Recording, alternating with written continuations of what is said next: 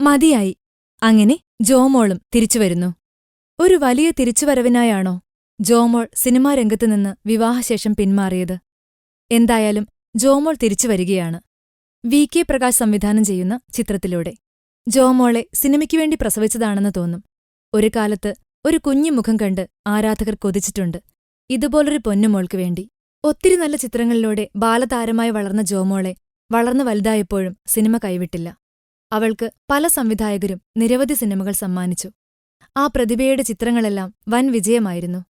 അതിനിടയ്ക്ക് നിരവധി കുടുംബ പ്രശ്നങ്ങളിലൂടെ ജോമോൾ കടന്നുപോയി. വീണ്ടും ജോമോൾ കളർഫുൾ എന്ന വി.കെ. പ്രകാശ് ചിത്രത്തിലൂടെയാണ് പഴയ തട്ടകത്തിലേക്ക് വലതുകാൽ തന്നെ വച്ച് കയറിവരുന്നത്. പ്രശസ്ത കുച്ചിപ്പുടി നർത്തകി സന്ധ്യാരാജും അജു വർഗീസും സൈജു കുറുപ്പും ജോയിന്റാകുന്നു. വിജയ് ബാബുവാണ് കളർഫുള്ളിൽ ജോമോളുടെ നായകൻ. പ്രിയദർശനൊരുക്കിയ രാക്കിളിപ്പാട്ടും അഭിനയിച്ചു പൂർത്തിയാക്കിയാണ് ജോമോൾ മടങ്ങിയത്. എന്തായാലും തിരിച്ചുവരവ് ഗംഭീരമാകട്ടെയെന്ന് ആശംസിക്കുന്നു. Film coat.